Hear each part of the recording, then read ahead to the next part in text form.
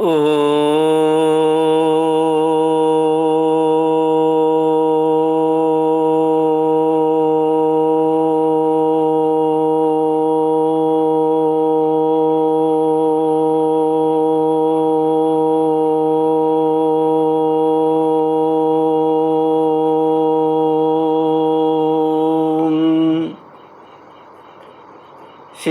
गुरुचरण कमलेभ्यो नमः।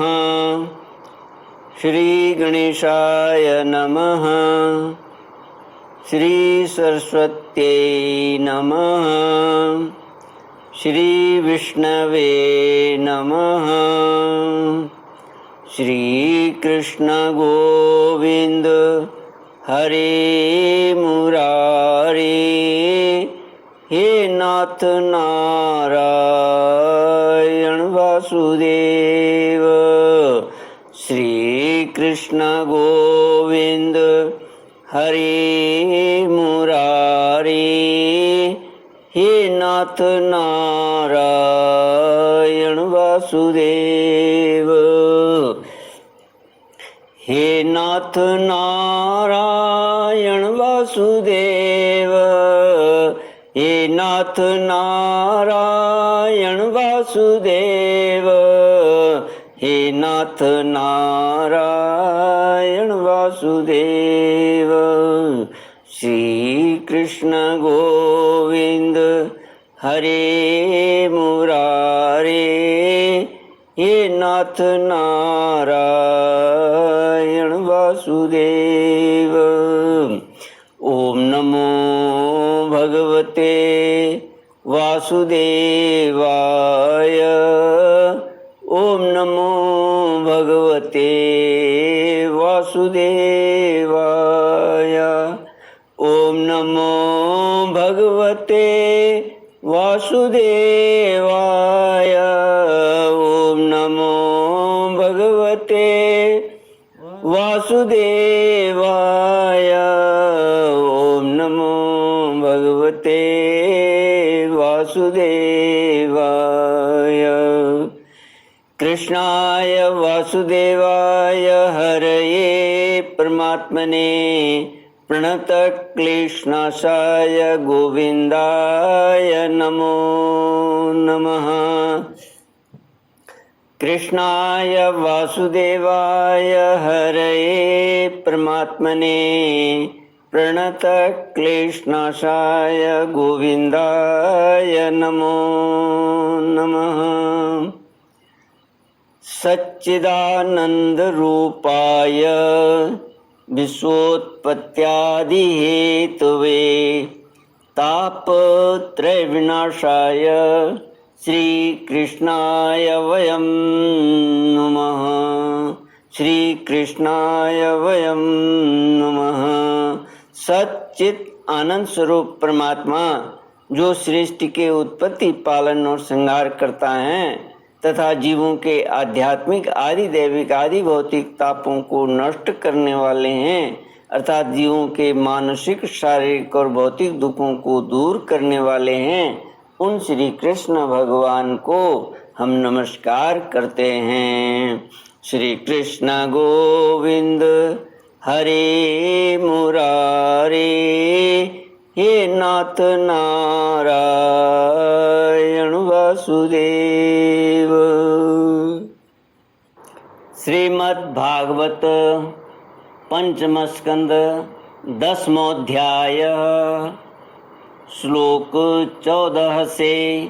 श्री शुक उवाच एतावदनुवाद परिभाषया प्रत्युदीर्य मुनिवर उपशमशील उपरतानात्म्यनिमित्त उपभोगेन कर्मारब्धं व्यपनयन् राजयानमपि तथोवाह।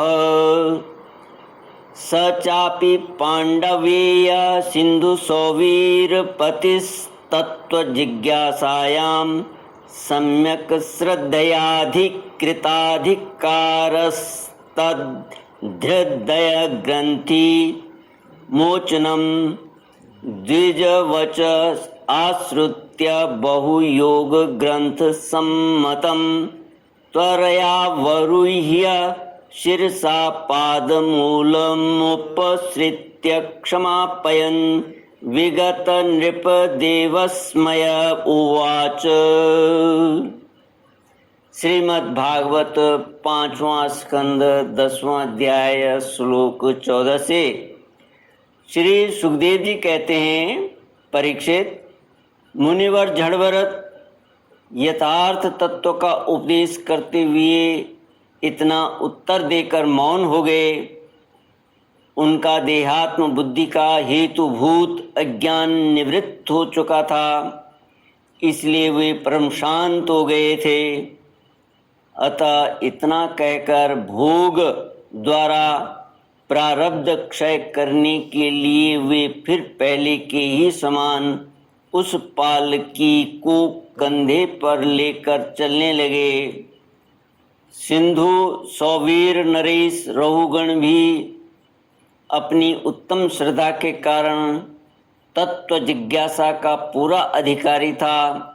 जब उसने उन द्विज श्रेष्ठ के अनेकों योग ग्रंथों से समर्थित और हृदय की ग्रंथि का छेदन करने वाले ये वाक्य सुने, तब वह तत्काल पालकी से उतर पड़ा।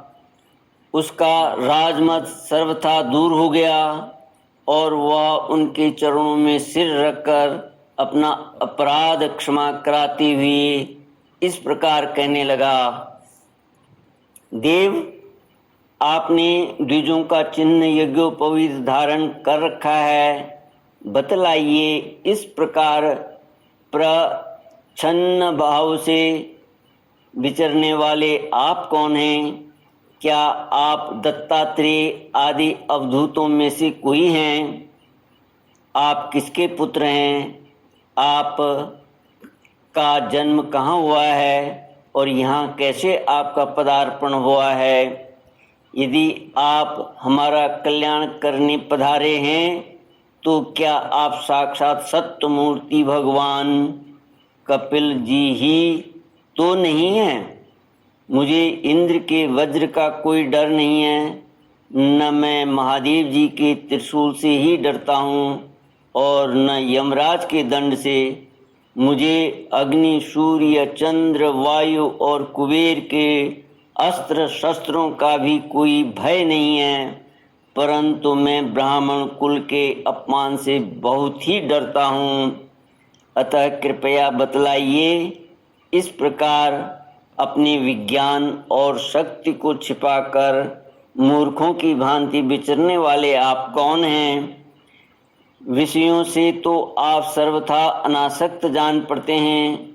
मुझे आपकी कोई था नहीं मिल रही है। साधु, आपकी योग युक्त वाक्यों की बुद्धि द्वारा आलोचना करने पर भी मेरा संदेह दूर नहीं होता। मैं आत्मज्ञानी मुनियों के परम गुरु और साक्षात श्री हरि की ज्ञान शक्ति के अवतार योगेश्वर भगवान कपिल से यह पूछने के लिए जा रहा था कि इस लोक में एकमात्र शरण लेने योग्य कौन है? क्या आप वे कपिल मुनि ही हैं जो लोगों की दशा देखने के लिए इस प्रकार अपना रूप छिपाकर विचर रहे हैं? भला घर में आसक्त रहने वाला विवेकहीन पुरुष योगेश्वरों की गति कैसे जान सकता है? मैंने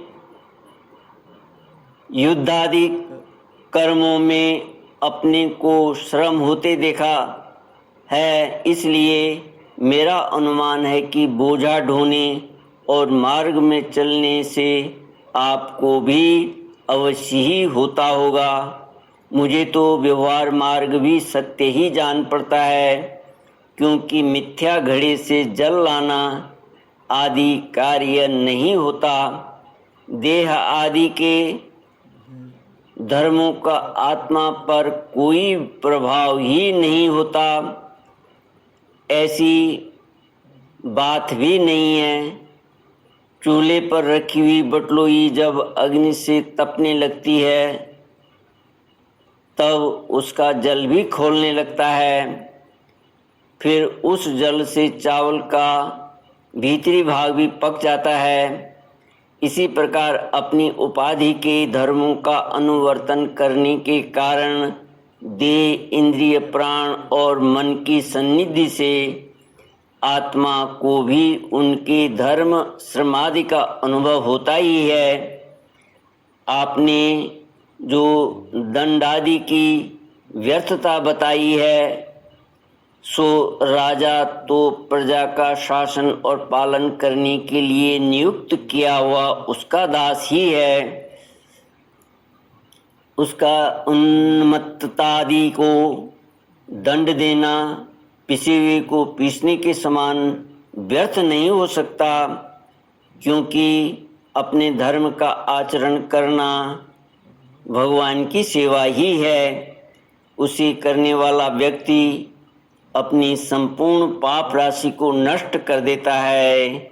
श्री कृष्ण गोविंद हरे मुरारे, हे नाथ नारायण वासुदेव। दीनबंधु, राजत्व के अभिमान से उन्मत्त होकर मैंने आप जैसे परम साधु की अवज्ञा की है। अब आप ऐसी कृपा दृष्टि कीजिए जिससे इस साधु अवज्ञा रूप अपराध से मैं मुक्त हो जाऊं। आप देहाभिमान शून्य और विश्वबंधु श्री हरि के अनन्य भक्त हैं, इसलिए सब में समान दृष्टि होने से इस मानापमान के कारण आप में कोई विकार नहीं हो सकता। तथापि एक महापुरुष का अपमान करने के कारण मेरे जैसा पुरुष साक्षात त्रिशूल पाणी महादेव जी के समान प्रभावशाली होने पर भी अपने अपराध से अवश्य थोड़ी ही काल में नष्ट हो जाएगा। श्री कृष्ण गोविंद हरे मुरारे, हे नाथ नारायण वासुदेव। इति श्रीमद्भागवते महापुराणे पारमहंस्यां संहितायां पंचमस्कन्धे 10मोऽध्यायः।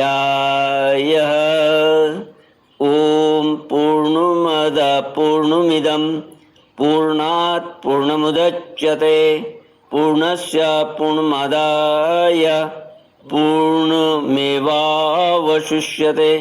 ओम शांति शांति शांति। हरि ओम। श्री गुरुभ्यो नमः। हरि ओम।